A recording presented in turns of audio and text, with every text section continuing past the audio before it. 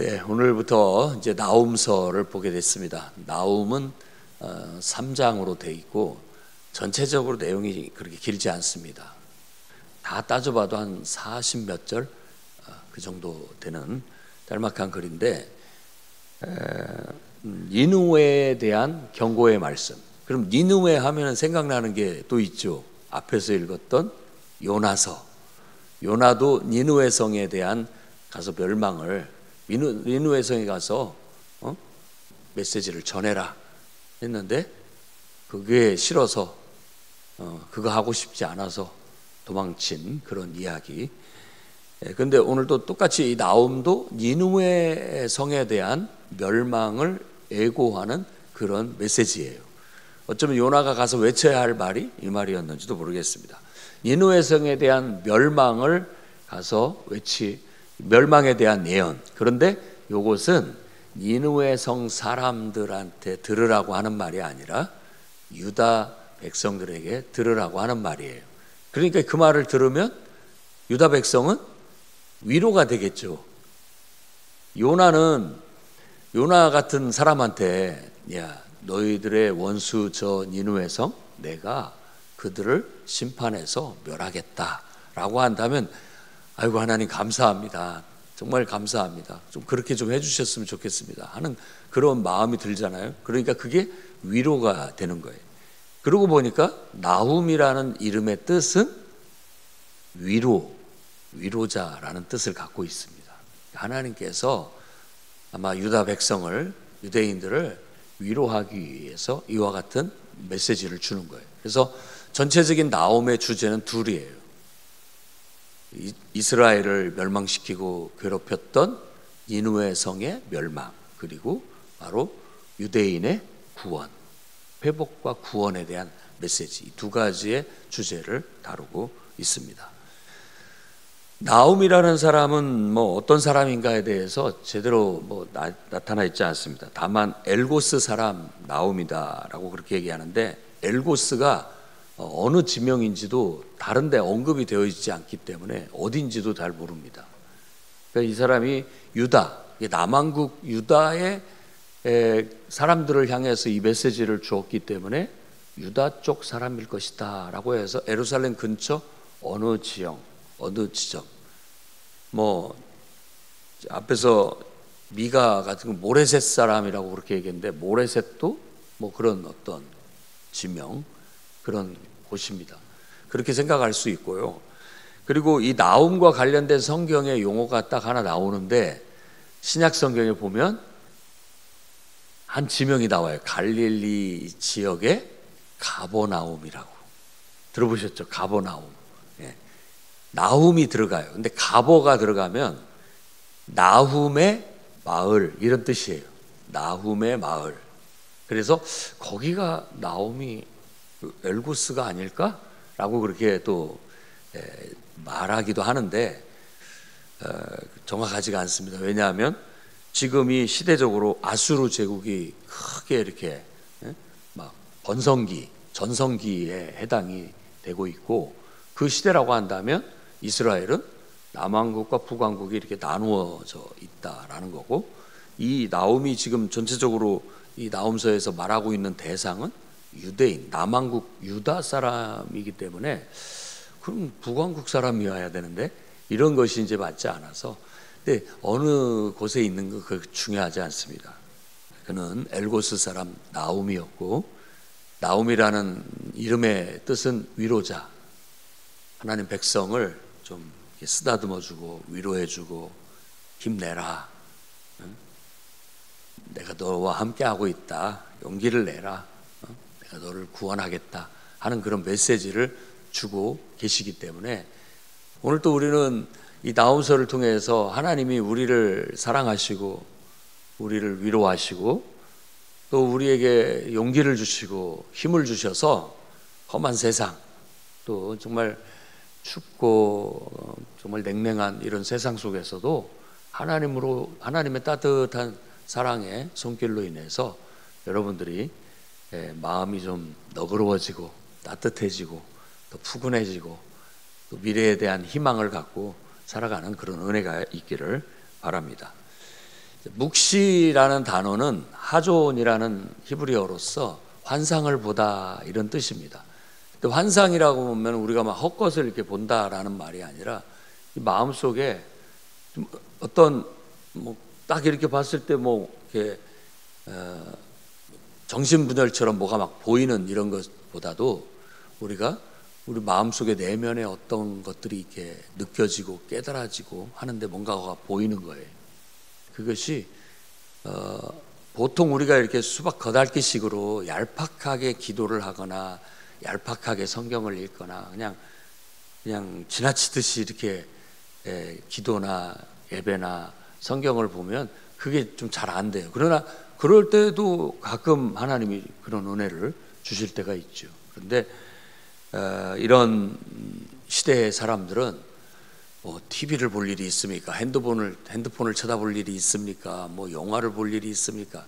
그냥 그런 건 아무것도 없이 단지 할 수 있는 것은 조용한 가운데 글을 읽고 성경을 읽고 묵상하고 기도하는 것, 소리내어 기도하는 그런 가운데에서 굉장한 집중과 몰입을 통해서 주어지는 어떤 내면의 깊은 깨달음과 내면 속에서 뭔가가 이렇게 확신 있게 와닿는 어떤 그런 이미지라고 할 수가 있겠어요. 그래서 오늘날 우리는 그런 모든 기능들을 개발할 기회가 많이 없죠. 오히려 그런 매체들에 많이 우리의 정신을 빼앗기고 살고, 또 요즘 시대 특히 세종시에 사는 사람들이 다 그런지는 모르겠지만 다들 너무 바쁩니다. 시간 내기 어려울 정도로 애들부터 어르신들까지 다 바빠요. 뭐든지 뭐 할 일이 많아가지고 바쁩니다. 자칫 그러다가는 우리가 하나님을 잊어버릴까, 그런 바쁨 속에서 주어진 인생의 무게나 이게 빠르게 돌아가는 세상에 막 치여서 우리 영혼이 메마를까 염려가 되는 거예요.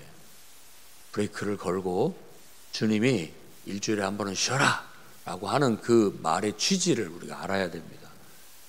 인생에 아무리 바쁜 하루 중에서도 잠깐은 멈춰서 하나님을 떠올리고 하나님 말씀을 묵상하고 정말 어떤 것도 의지하지 않고 하나님만 의지하면서 기도하고 그분과 영적으로 소통하면서 우리 영혼이 숨통을 트여야 돼요. 우리 영혼이 살아나야 됩니다. 그래야 내면의 평화와 내면의 기쁨이 찾아오는 것이지 그냥 주어지는 게 아니에요.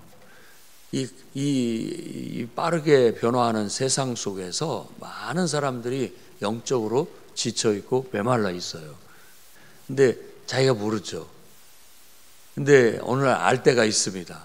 괜히 눈물이 나거나 괜히 외롭고 힘들고 내가 뭐 때문에 사는지 모를 그런 상황들이 지금 내 영혼이 굉장히 지쳐있고 힘들어하고 있다라는 걸 말해주는 것이라고 할 수 있는 것이죠.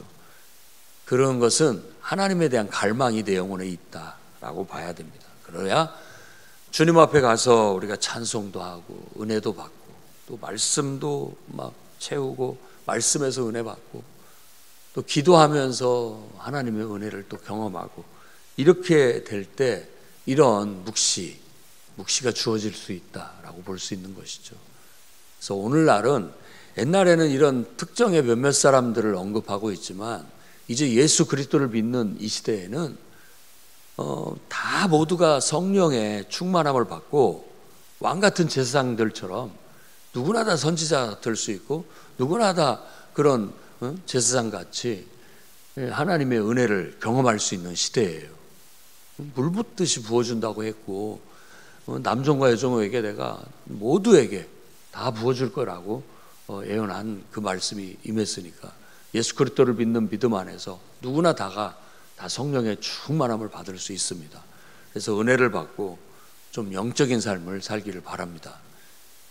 좀 더 우리가 영적인 삶에 시간의 한 조각을 드릴 수 있어야 되고 내 삶의 한 조각은 늘 하나님과 생명줄처럼 연결되어 있어야 돼요. 그게 하루도 소홀히 해서는 안 되는 부분이에요. 과거를 장담하면 안 됩니다. 옛날에 우리가 왕년에 나는 뭐 했다, 왕년에 어쨌다 이렇게 말하는 것은 그게 도움이 되지 않습니다. 지금 어떤가? 오늘도 지금도 내가 내 삶의 일부분을 하나님과 함께 하겠다. 하나님과 연결되어 있어야 내가 살 수 있다. 이걸 깊이 깨닫고 이 시대에 바쁘게 돌아가고 변화무쌍한 세상 속에 내일이 어떻게 될지도 모르는 불안한 그런 세상의 변화 속에 여러분들은 하나님에게 생명줄을 두고 하나님이라는 그 반석 위에 여러분들이 굳건하게 서 있기를 축복합니다. 자, 이제 2절부터 니느웨의 메시지가 시작됩니다. 그런데 2절부터 8절까지 제가 분석해 봤을 때 하나님의 성품에 대한 말을 합니다. 하나님은 어떤 분이냐? 여호와 하나님은 어떤 분이냐? 질투하며 보복하시는 하나님이다. 질투하며 보복하시는 하나님이다. 질투한다라는 말은 하나님이 사랑하는 유대인들이, 하나님의 백성들이 하나님 외에 다른 것을 사랑하는 거 하나님 그거 싫어한다. 그러니까 우상 섬기는 걸 하나님 굉장히 싫어하는 거예요. 우상 섬기는 것은 마치 불륜, 간음하는 것과 같고 외도하는 것과 같은 그런 느낌으로 성경에서 은유적으로 얘기를 해요. 기분 나쁘죠. 기분 나빠요. 질투심이라고 그렇게 표현하는데 그만큼 강렬하게 하나님은 자기 백성을 사랑하신다라는 뜻이고, 보복하신다는 것, 누가 내 백성을 건드리냐 이런 말이죠. 내가 사랑하는 내 백성을 고통스럽게 하는 자에게 나도 똑같이 해주겠다, 이런 말인 것이죠. 그래서 지금은 이 북왕국 이스라엘이 아수르에서 멸망을 당한 그런 어떤 배경을 가지고 있는지 모르겠지만 아수르에 대한 하나님의 보복에 대한 이야기를 하고 있다는 걸 알 수가 있습니다. 아수르의 수도는 니느웨니까 니느웨 성의 멸망을 바로 아수르의 멸망으로 말하고 있는 거예요. 북왕국 이스라엘이 멸망한 것이 722년이라고 하는데 이 니느웨가 멸망한 것은 612년. BC는 이제 거꾸로 숫자가 많으면 오래된 거고 작으면 이제 더 이렇게 가까운 역사를 말하는 거니까 한 100여 년 후에 니느웨 성은 니느웨이고 멸망하게 될 것이라는 예언을 하고 있는 거예요. 우리가 잘 알죠. 사내립 아주 뭐라고 할까, 적의 무시무시한 이름, 우리를 멸망하러 오는 그 무시무시한 왕, 이런 느낌이죠. 북왕국 이스라엘에게나 남왕국 유다에게나 사내립 하면 아우 지가 떨린다, 무섭다, 이런 느낌이 드는 그런 왕입니다. 그런 왕을 우리가 기억할 수 있죠. 내가 그들에게 보복하겠다, 그런 보복의 하나님입니다. 그래서 원론적으로는, 본질적으로 하나님은 하나님을 거스르는 자에게 보복을 한다라고 그렇게 말하고 있습니다. 그 다음에 두 번째, 여호와는 노하기를 더디하시고 권능이 크시고 벌받을 자는 내버려두지 않는 분이시다. 무슨 말이냐? 벌을 받을 자에게 반드시 벌하시는 분이다, 이거예요. 그러니까 하나님을 이렇게 쉽게 만만하게 보면 안 됩니다. 여러분, 우리의 본성은 좀 우리에게 편하게 좀 좋게 해주는 사람은 좀 만만하게 보는 경우가 있어요. 그 본의 아니고 악의가 아닌데 그렇게 사람 심보가 그렇게 돌아가요. 그리고 좀 굉장히 어렵게 하고 굉장히 따지고 이런 사람들한테는 좀 조심하게 되는 경향이 있죠. 근데 우리가 그 본성을 잘 다스려서 오히려 친절하고 부드럽게 대하는 사람을 좀 더 존중하고 그런 사람을 더 무섭게 여길 수 있는 그런 태도도 필요하다고 생각이 됩니다. 얄팍한 사람은 안 믿는 사람들이고 우리는 하나님을 믿는 사람은 좀 더 속 깊은, 왜냐하면 기도하는 사람들이니까 자기를 돌아볼 줄 알고 하나님 앞에서 하나님의 뜻을 구하는 사람들이니까 하나님의 눈으로 사람을 대하고 하나님의 눈으로 세상을 볼 줄 아는 사람들이니까 그렇게 했으면 좋겠습니다. 하나님은 바로 노하기를 더디하시는 사랑의 하나님이면서 동시에 반드시 벌할 자를 벌하는 그런 심판의 하나님이라는 것을 말해주고 있어요.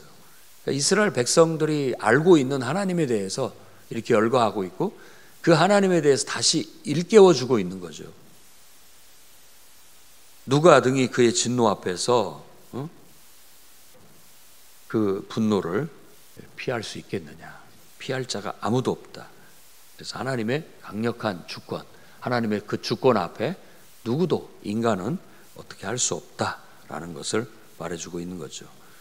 그 다음에 여호와는 선하시며 환난 날에 산성이시다. 자기에게 피하는 자를 하나님은 잘 알고 계신다라고 해서 하나님은 자기에게 피하는 자를 산성처럼 지키시고 또 하나님은 선하신 분이시다라고 말하고 있습니다. 궁극적으로 하나님의 모든 것의 밑바탕은 선하심이에요. 선하심. 그래서 우리는 그걸 의심하지 않아야 됩니다.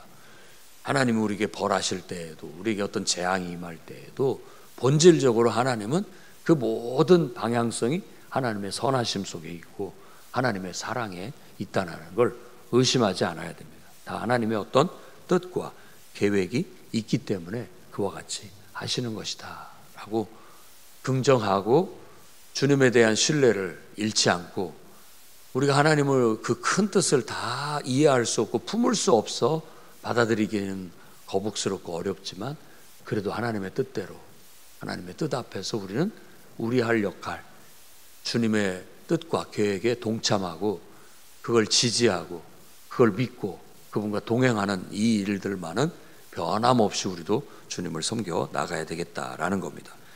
이렇게 하나님의 속성에 대한 얘기를 하는 것은 이스라엘 백성에게 하나님의 사랑을 일깨우기 위한 거예요.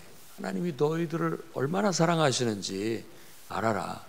그렇다고 해서 아무리 사랑한다고 할지라도 우상 섬기고 하나님 말씀 거스리고 하나님 뜻 거스리고 죄 짓는 것은 하나님 그냥 둘 수는 없다.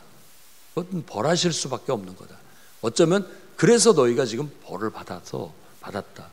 그 벌로 너희가 나라가 망하고 그 벌로 너희가 포로로 끌려간 것이다 라고 지금 말하고 있는 거예요. 근데 그 말이 위로로 들리는 거예요.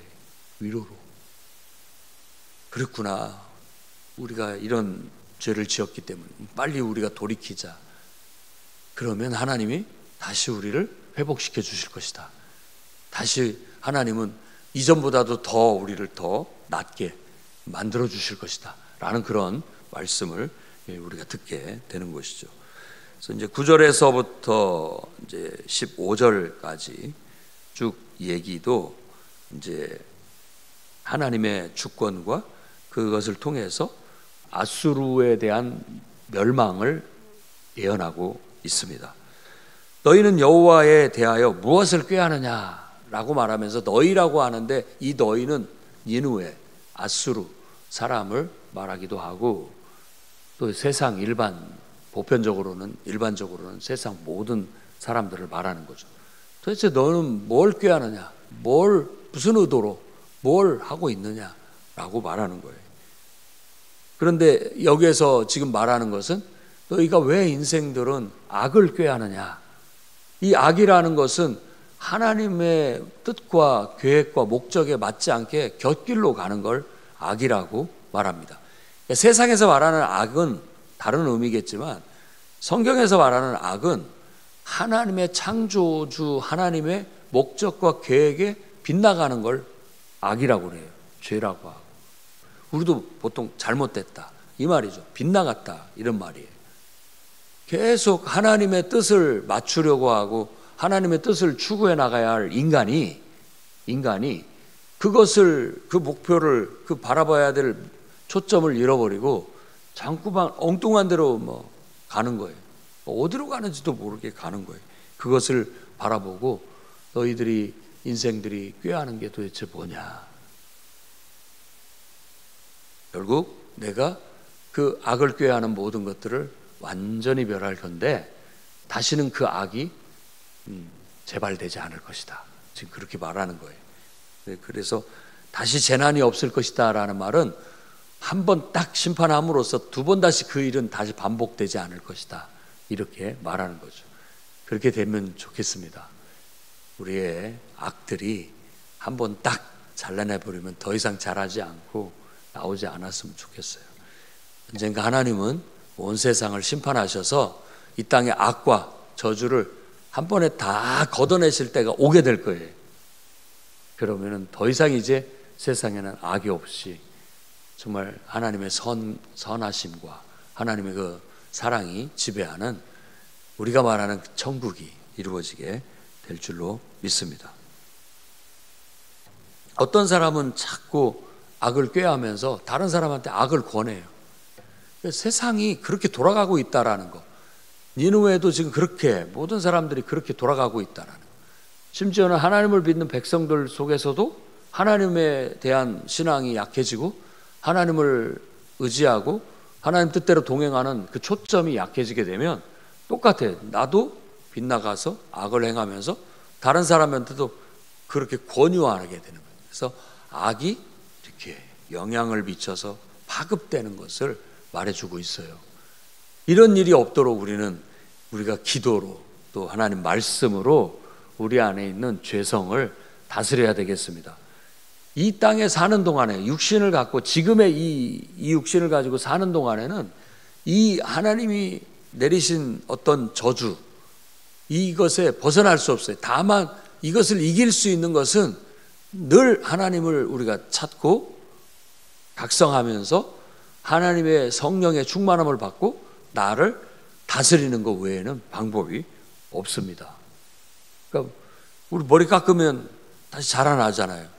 수염 깎아도 다시 자라나고, 한 번 깎으면 아예 안 나면 좋겠지만 계속 또 나는 거예요. 그러니까 관리하지 않으면 안 되는 거예요. 그래서 우리가 매일같이 기도하고 말씀을 묵상하고 그런 거예요. 삶의 일부분은 항상 그 일을 해야 됩니다. 여러분도 매일같이 밥을 먹고 또 씻기도 하고 매일 그것을 반복해서 살아가듯이 우리의 영성도 그렇게 관리가 필요하다고 볼 수 있어요. 그런데 결국 이 악이 만연하고 지배되게 된다면, 세상을 지배하게 된다면 하나님은 심판하겠다. 니느웨도 아수르도 하나님이 어쩔 때는 쓰시는 도구였지만 그 도구가 하나님의 뜻대로 적당하게 쓰여지는 정도면 되는 거예요. 그런데 도를 넘어서요. 그러니까 하나님이 정을 맞는 거죠. 여러분, 우리도 다 나름대로 성격이 있어요. 타고난 또 하나님이 주신 기질도 있고, 그런 것들이 어떤 사람은 부드럽고 어떤 사람은 좀 더 섬세하고 어떤 사람은 더 강하고, 이런 나름대로 기질이 있어요. 그런데 다 자기 나름대로의 기질은 나쁜 것이 아니고 하나님이 주신 은사이기도 하고 좋은 점이에요. 그런데 그것이 하나님의 뜻대로 쓰여질 때 그게 가장 빛나는 것이고, 그렇지 않으면 하나님의 뜻이 아니라 마귀에게도 쓰여질 수 있고요, 우리 욕심에 완전히 지배돼서 쓰여질 수 있고, 잘못 쓰여지면 아무리 좋은 장점이라도 다 그게 악용될 수밖에 없는 문제가 되는 거예요.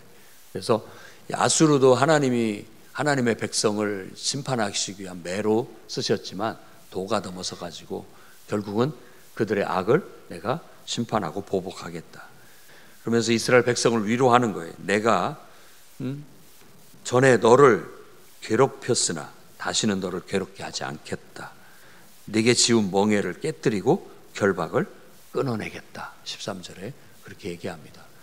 바로 이 괴롭힘을 줬던 도구가 누구냐? 아수르.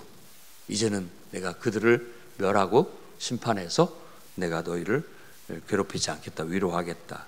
멍에를 깨뜨리고 결박을 끊어내겠다라고 아수르의 멸망을 이와 같이 이스라엘 백성들에게 예언함으로써 위로의 말씀을 주고 계시는 겁니다. 그리고 이제 15절 말씀 보면, 볼지어다 아름다운 소식을 알리고 화평을 전하는 자의 발이 산 위에 있도다. 바로 이게 너희들을 위로하는 복음, 너희를 위로하는 아름다운 소식이다라고 말하는 거예요. 아수르의 멸망은 이스라엘 사람들이 또 유대인들이 듣기에는 바로 아름다운 소식이에요. 바라는 바죠. 우리도 저 북한이 빨리 변화되는 소식을 듣기를 원하죠. 우리가 이렇게 서로 이렇게 전쟁하고 싸우고 이럴 것이 아니라 좀 평화적으로 서로 왕래하고 서로 잘 살 수 있었으면 얼마나 좋겠습니까? 언젠가 그럴 날이 오겠죠. 기다리는 소식, 기다리고 기다리는 소식, 이 아름다운 소식이 여러분의 인생에도 들렸으면 좋겠어요. 바라는 바, 합격했어요, 잘 됐어요, 이루어졌어요, 이런 소식들, 우리가 늘 기도하고 바라는 아름다운 소식을 들고 천사가 여러분을 방문할 수 있었으면 좋겠고, 그런 소식이 전해져서 우리 마음이 위로를 받고 우리 마음이 기쁨을 얻고 하나님께 감사할 수 있었으면 좋겠습니다. 그래서 이스라엘은 바로 이 니느웨, 자기를 괴롭혔던 니느웨가 멸망했다라는 소식을 듣고 나름대로 우리가 바라는 바대로 하나님께서 보복해 주셨구나, 우리에게 은혜를 베풀어 주셨구나, 감사하다 하면서 하나님을 예배한다라는 말로 1장이 마무리가 되고 있습니다. 오늘 말씀을 통해서 여러분의 인생 속에서도 여러분이 하나님을 잊지 마시고, 하나님은 사랑의 하나님이시고 우리를 변함없이 끝까지 사랑하시며 우리를 지키시고 보호하시는, 질투하시고 보복하시는 하나님인 것을 믿고 살아가시기 바랍니다. 그리고 반드시 우리를 매를 들어서 쓰셨지만 다시 우리를 싸매어 주시고 다시 위로하시고 일으켜 세우시는 분이에요. 그래서 조만간에, 지금 어렵더라도 힘들더라도 조만간에 아름다운 소식이 들려올 겁니다. 희망을 가지십시오. 믿음을 갖고 흔들리지 말고 참고 기다리시기를 주의 이름으로 축원합니다. 기도하겠습니다. 거룩하신 주님, 오늘 말씀을 통해서 또 우리가 하나님과 소통하게 하시고 하나님을 깨닫게 하고 더 하나님을 깊이 알아갈 수 있는 은혜의 시간을 주셔서 감사합니다. 하나님은 사랑이 많으시고 늘 우리를 돌보시는 분이심을 믿습니다. 그런다 할지라도 죄진 거에 대해서는 반드시 벌하시는 분이라는 또 두렵고 무서운 하나님이라는 것도 잊지 않기를 원합니다. 주여, 주여, 우리를 긍휼히 여겨주시고 우리의 죄를 씻어내 주시옵고 우리를 회복하시사 우리에게 아름다운 소식, 우리에게 꼭 필요한 소식들이 전해지게 해 주시옵소서. 예수님 이름으로 기도드립니다.